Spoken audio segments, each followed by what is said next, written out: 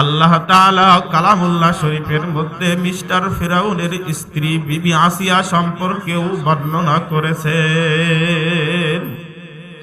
ওমা, লক্ষ্য করিয়া শুনবেন, স্বামীর অনুগত্য করলে কি হয়? স্বামীর অনুগত্য করলে আল্লাহর ভালোবাসা পাওয়া যায়, স্বামীর অনুগত্য করলে নবীজির ভালোবাসা পাওয়া যায়, স্বামীর অনুগত্য করলে জান্নাতের মধ্যে দাখিল হওয়া যায়।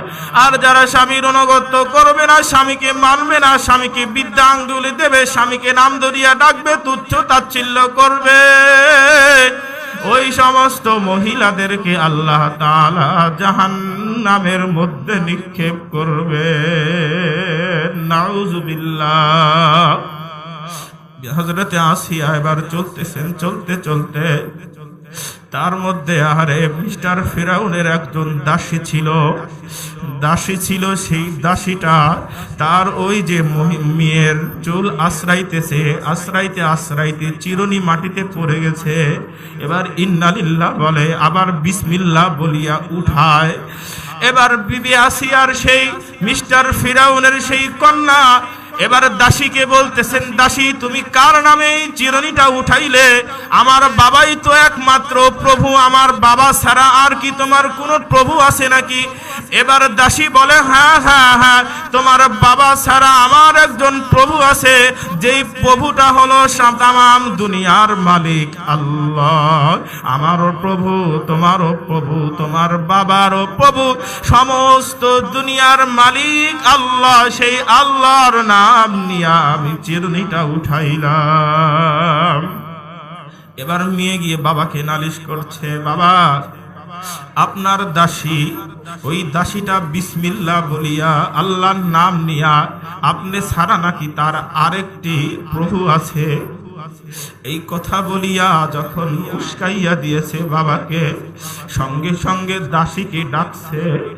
দাসীর মধ্যে কেমন ঈমান! ও মা, একটু লক্ষ্য করিয়া শুনুন, দাসীর অন্তরের মধ্যে আল্লাহর মহব্বত কেমন গাঢ় হইয়া গিয়েছে।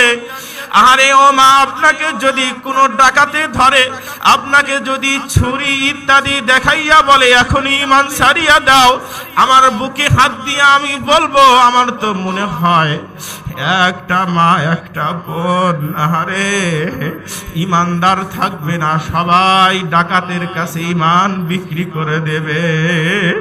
কিন্তু একজন দাসীর ঈমান কেমন ঈমান, একজন দাসীর ঈমান কেমন ঈমান! মিস্টার ফিরাউনের কাছে গিয়েছে, যাওয়ার পরে এবার মিস্টার ফিরাউন জিজ্ঞাসা করে, দাসী তুমি আর তো আমাকে ছাড়া কি তোমার আর কোনো প্রভু আছে? বলে, হ্যাঁ বাদশাহ নামদার, আপনি ছাড়া আমার একজন প্রভু আছে, যেই প্রভুটা হলো আপনারও প্রভু, আমারও প্রভু, তামাম দুনিয়ার প্রভু। সেই প্রভুটা কে? মিস্টার ফিরাউন জিজ্ঞাসা করার পরে আহারে নির্বিঘ্নে বলতে থাকে দাসী, সেই প্রভুটা হলো আমার আল্লাহ, সুবহানাল্লাহ। এবার মিস্টার ফিরাউন দাসীকে হত্যা করিয়া ফেলছে। দাসীকে হত্যা করিয়া ফেলাইয়া এবার বিবির কাছে আসে, হযরতে আসিয়ার কাছে আসে। এখনো আসিয়ার ঈমানটা গোপন রয়েছে, অন্তরের মধ্যে স্বাদ অনুভব করে। এবার দাসীর কথা আসিয়া মিস্টার ফিরাউনকে লক্ষ্য করিয়া বলেন, আহারে দাসী আসিয়া, আহারে মিস্টার ফিরাউন আসিয়া বিবি আসিয়াকে বলেন, বিবি তুমি জানো নাকি কি করেছি, কি করেছেন আপনি, কি করেছেন? বলেন, আমি হলো আহারে আমার দাসীকে হত্যা করিয়া ফেলছি। নাউজুবিল্লাহ।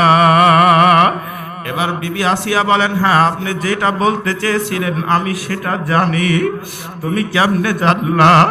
যখন আপনি তাকে হত্যা করেন তখন আমি আসমানের দিকে তাকাইয়া দেখলাম আল্লাহ তাআলার হাজার হাজার লক্ষ লক্ষ ফেরেশতারা ওই দাসীর ঈমানটা এমন ঈমান, আল্লাহ তাআলার লক্ষ লক্ষ ফেরেশতারা আসমানের মধ্যে থেকে জমিনের বুকে নামিয়ে আসছে, আসিয়া ওই দাসীর ঈমানকে, ওই দাসীর আহারে আত্মাকে নেওয়ার জন্য প্রতিযোগিতা শুরু করিয়া দিয়েছে।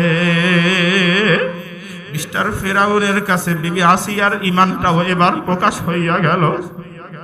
প্রকাশ হওয়ার পরে আহারে আল্লাহ ফেরাউন এবার বিবি আসিয়াকে বলতেছেন, আসিয়া তোমারও কি সেই আল্লাহর প্রতি বিশ্বাস আছে? আমি ছাড়া কি তোমার কোনো প্রভু আছে? বলে, আছে বই কি, অবশ্যই আছে, অবশ্যই আছে। শুনিয়া রাখেন স্বামী গো, যেই দিন থেকে হযরতে মূসা নবী, হযরতে মূসা আলাইহিস সালাতু ওয়াস সালাম এবং আপনার লস্করদের মধ্যে যুদ্ধ হয়েছিল, সেমিনার হয়েছিল, মূসা আলাইহিস সালাতু ওয়াস সালাম বিজয় লাভ করেছিলেন, ওই দিন থেকে আমি ওই আল্লাহর প্রতি ঈমান এনেছি। কোন আল্লাহর প্রতি ঈমান এনেছো? বিবি আসিয়া উত্তর দেয়, মূসা নবীর আল্লাহর প্রতি ঈমান আমি এনেছি।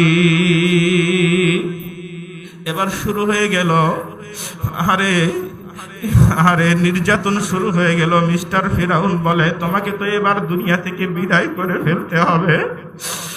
আরে তোমাকে তো দুনিয়া থেকে বিদায় করে ফেলতে হবে। এবার মরুভূমির দিকে নিয়ে যায়, উত্তপ্ত বালির দিকে শোয়াইয়া ফেলে।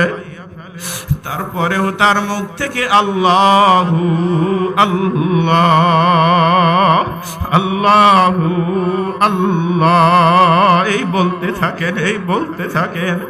আরে আমার মুর্শিদি, আমার সাইয়্যিদি, আমার আলা